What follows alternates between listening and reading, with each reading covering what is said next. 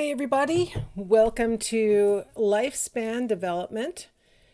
We're going to be beginning with Chapter 1, which will introduce us to the topics of development. Since this is the first video in what I hope will be, 26 total chapters of you listening to videos, I wanted to warn you that, he's a good boy, but sometimes my dog barks in the background. I'm recording these lectures from home. It's the break between quarters right now, and I'm trying to get a little bit ahead so you guys will have videos to listen to. And so I apologize if you hear barking in the background. I'm learning when I make videos that if there is a noise to go ahead and acknowledge it so that you don't think, oh gosh, is that my dog or is that my messenger binging or and so on. So I will acknowledge it and then I will probably just keep talking because, dogs bark. So I apologize for that in advance. All right, let's go ahead and get started. One of the things I like to do with my students in the actual classroom is to present them with this chart, and it's representing the different decades of life. So from birth to age 9 is the first row, then age 10 to 19 is the next, and so on. And my optimistic end of life is 99 years old. Maybe some people will live past that. A lot of people will. And what I like to ask my students to do is to try and think of 3 words that would describe each decade. So you've got 3 columns so that you can put words down. And so if you want to play along and try it, you can go ahead and pause me and try and think of 3 words that would describe a person who's in each of these decades. And then go ahead and come on back. Okay, I'll assume that either you played along or you don't feel like playing along, but you're ready to see where I'm going with this. All right, so the next step would be to write an E next to the decade, which was the easiest to think of words for, right? And a lot of times it turns out that it would be decades that the person has either already passed through or is currently in. Sometimes people will find that, the oldest ages might be the easiest to think of words for because it's easy to generate stereotypical words. They may not be true, but they're easy to think of.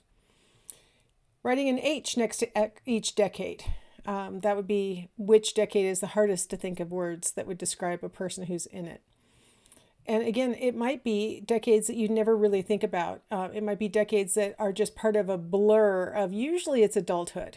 For most people, the hardest decades to think of words for are ones that they haven't reached yet and that are just sort of a clump of adulthood.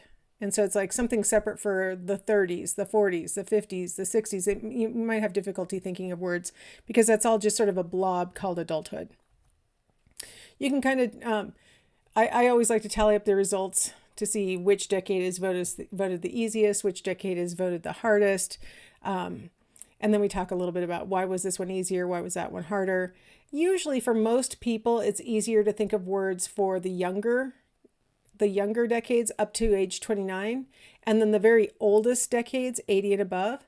And a part of it, I think, is because on the younger decades, they've lived through it and they can think of things.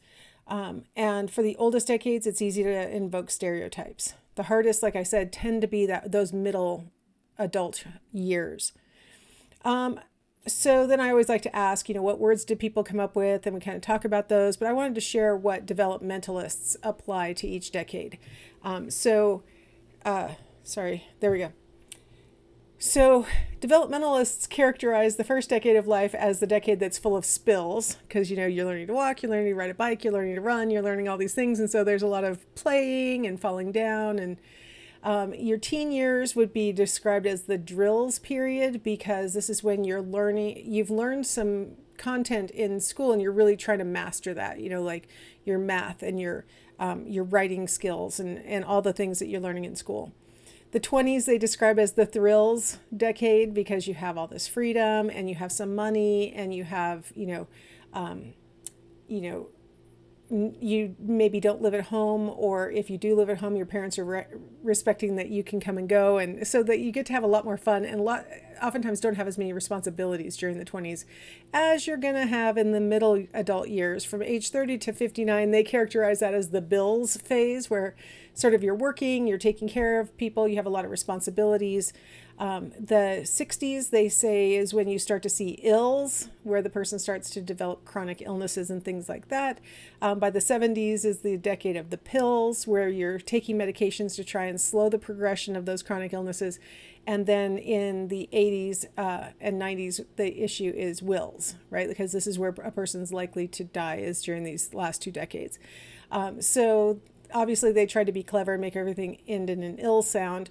Maybe you didn't think of doing that when you made your list, but they characterize each decade with just one word, right? So if you were struggling to come up with 3 words, the developmentalists kind of said, hey, I don't have to do 3 words. I'll just do this rhyming thing and it'll characterize everything. But it's kind of an interesting way to sort of introduce the concept of, we're going to be talking about development from conception all the way through death. And we're going to include death and dying and that at the end. So it's a full spectrum of the lifespan that we're going to be talking about. One of the things I always like to ask my students is whether they consider development to be sort of stages, where sort of you do some developing and then you sort of stay in a moment of normalcy or homeostasis, and then you go through a little bit more development. That's a stage theory. Or do you think it's more continuous, where pretty much every day something's happening, something's changing, all the time, like that? I'm going to foreshadow that most of the theorists in lifespan development are stage theorists, who think that we go through these bursts of development and then periods of normalcy and then bursts of development and so on. All right, so let's talk about the nature of human development. All right, first off, I just said, is it stage or continuous? Even under the premise of a stage theory, overall, human development is continuous. There's always something that's going on. Our stage theories are going to pertain to like cognitive development. There's a stage theory of cognitive development. There's a stage theory of psychosocial development. There's a stage theory of psychosexual development. So there are all these different areas that we could be talking about. And then that didn't even include development of, physical, your physical body, or your like motor skills, being able to go from sitting up to crawling to walking to running and like that. So there's so many different topics that we could be talking about that it makes a lot of sense to think about development as being a continuous process, that something is always developing. Something is always in a child up to adulthood. We're talking about them growing, developing, getting better. In adulthood into late older age, we're going to be talking about some loss of skills or loss of, strength or, so it's still continuous though. You're developing toward, old age, right? So it's not always getting better and better. It's, it can go up and down. Development is cumulative. So here I have a picture where the baby is crawling, then he's standing, then he's walking. Like the things that you have accumulated so far as part of your development are going to be built upon to take you to the next level of development. And so it's cumulative. It's always building on itself. It's directional. Okay, this is a picture that illustrates something that we're going to talk about through the entire quarter. Well, really, honestly, until we get to about adolescence. And that is that we develop in our physical way, as our body is developing. We develop from the head down and from the center outward. So head down, you're going to learn this later, so don't bother writing it down, but it's called cephalocaudal. And then from the center outward is called proximodistal. And that kind of development is going to be observed from conception, going on in the womb. We're going to see this kind of cephalocaudal and proximodistal development. And then all the way up until we reach adolescence, we're going to see this kind of directional development. Now, when we get to adolescence, it's not that there's no direction to the physical development anymore. It's just not cephalocaudal and proximodistal. There's still, you're going to notice a very clear direction in the pattern of growth from adolescence.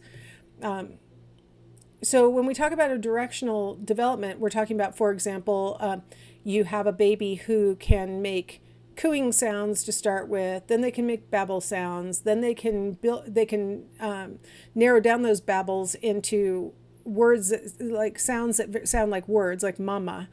And then they start to put some words together, and then they start to string even more words together. And it's very directional, always moving towards greater complexity, right? Always moving forward. It gets a little bit complicated when we start talking about adult development because the direction oftentimes is not towards greater complexity. It's towards some loss of some skills or some loss of some strength and reaction time and things like that. But it is always following a direction. Differentiated.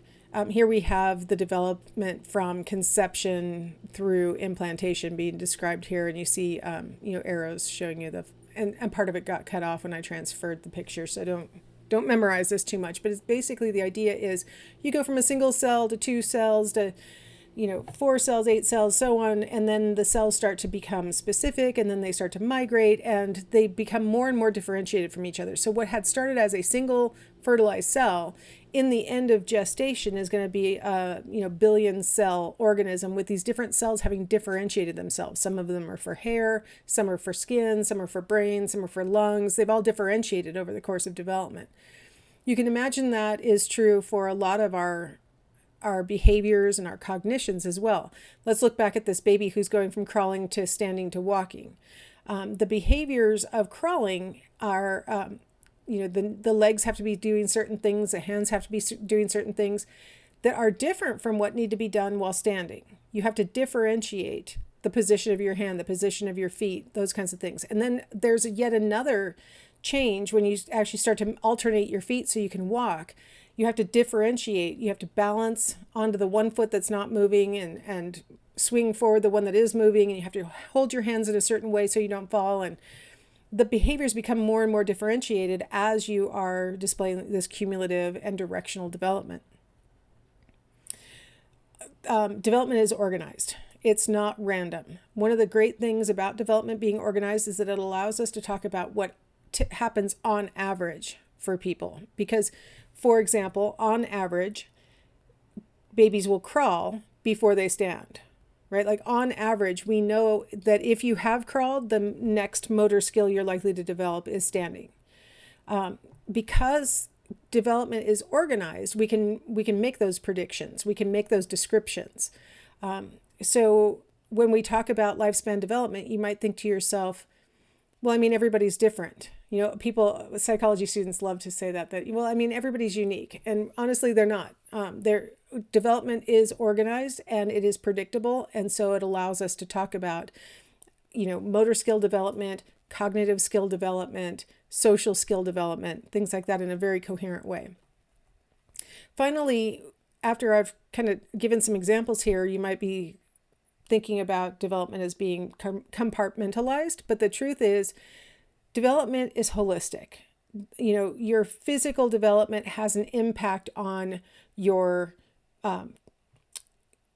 so as your physical body actually changes and develops, it has an impact on your gross motor skills, for example, because, until your body is strong enough to hold itself up, you can't really sit up unsupported or start to crawl, things like that. So you need a certain degree of physical development before, for example, gross motor skills can develop.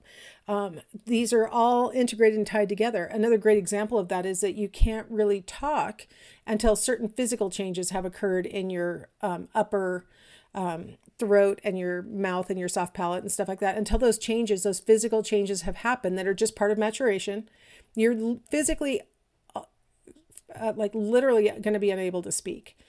So these things go together. As you develop physically, you're going to develop cognitively. As you develop cognitively, it's going to impact your social development. All of these things are sort of happening together in an integrated, holistic way. And so being behind in one area may have an impact in other areas that you would think that shouldn't have any relationship to this, maybe the person has, a visual deficit that's being treated, that they had some acute thing happen and that's being treated.